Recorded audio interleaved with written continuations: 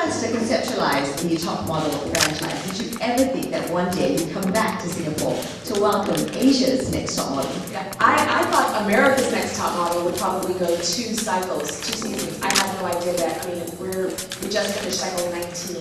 We're going to be airing that in the States in a week or so. Yeah, so the fact that it's a global phenomenon, and now we're in Singapore, and all these photographers are here because of this little show I came up with many years ago, is still a little surreal for me. So I was speaking with my team and my partners, it was Ken Mok, fellow Asian, Chinese, and we decided that we wanted to bring social media in, and that we wanted to bring the fans in. Because for so many years, the fans would either send me things on Twitter or Facebook, or come up to me, or we would write like old-fashioned letters and say, why did you guys send this girl home? Or why did you choose her? Or why did she win? And in the beginning, we didn't want fans voting because I feared that fans would vote for the prettiest girl, the traditionally stereotypical prettiest girl. And I didn't create Top Model for that. I created Top Model to expand the definition of beauty and to show different types of beauty. But I feel that after 10 years of Top Model being on the air and being worldwide and everywhere, that the public now understands that it's not about looking like Barbie and traditional, but that there's so many different types of beauty. So that's why we decided to let them in. Now, we don't shoot America's Next Top Model live, so we had to bring them into the process as we were shooting. And so we would put the girls' photo shoots up online and say, who do you want to go home? Now, the thing that the audience is going to freak out about is that as the show is airing, they're like, oh my gosh, that girl is an awful person, and I wanted her to win. Or, oh my gosh, that girl was so sweet when I sent her home. So that is going to be a little bit of a challenge, I think, for the audience to swallow, but they're already feeling so empowered that they want to stay now.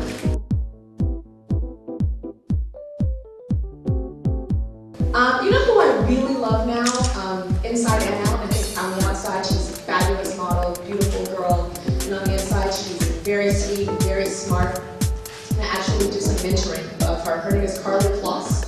I think Carly is amazing. Actually, she looks kind of Asian. Do you think? I think she looks like kind of half Asian, half American. Some people are like, hell no.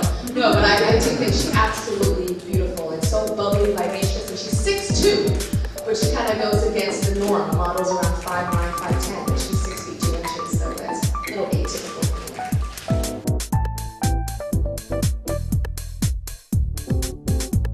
I think the rise of Asian models is an absolutely beautiful thing. What I don't like to see is when models of different races come in and out of fashion.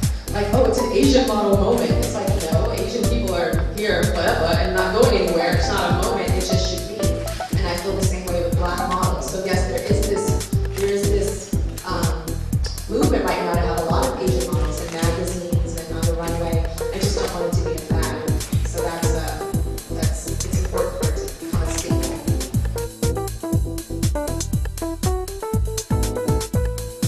On America's Next Top Model, I didn't really necessarily choose girls that I knew would be super high fashion stars, especially when the show started.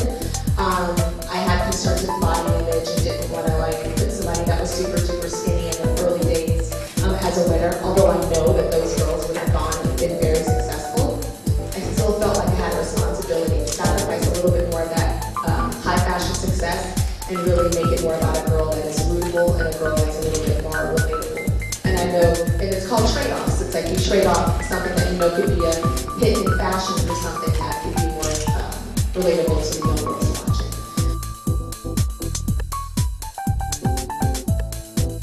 America's Next Top Model, started, of course, in America, and then different networks picked it up. We would sell it to different networks, to Oxygen, to MTV, and even on our channel, the CW, and UPN at the time. Play it over and over and over and over again. I went to the president of the network, my partner and I, Ken Mok, we went to the president of the network and we said, we're cannibalizing ourselves. We're playing it too much. People are getting too much of it. They're not going to want to see the new. And she said, believe me, Top Model is a household name, not because of the first airings, but because of the re-airings and the reruns. Ken Mok and I walked away from that meeting not believing her and rolling our eyes. Then I go to business school. And one of the things our business school professor said, our marketing professor says, if you don't cannibalize yourself, someone else will. So it made me go, oh, maybe the president of the network back then was right. Maybe the fact that we were on so much, the fact that we have at our height like 30-something international versions, the fact that we were in 170 countries, the American version, actually means yes, we are cannibalizing ourselves, but it's better than another competitor doing the same thing.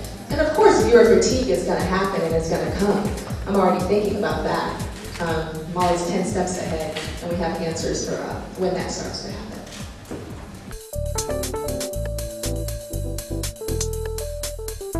But I created America's Next Top Model to expand the definition of beauty. When I spoke to the head of the network that I was pitching to, I said it's important for me to have what we call plus-size models, but I don't like that term. I prefer fiercely real. You know, we use fierce on top model. So fiercely real girls.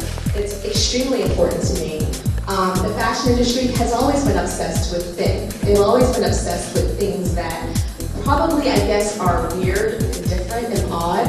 I've heard rumors that it's cheaper because fabric is expensive or something. I don't know. I think that's just an excuse. But yeah, I fight every single day to try to expand that and to try to show different types of beauty.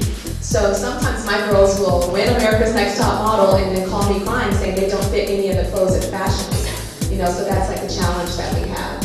But it's what the Tyra company stands for. It's what America's Next Top Model stands for. Is not having a cookie cutter.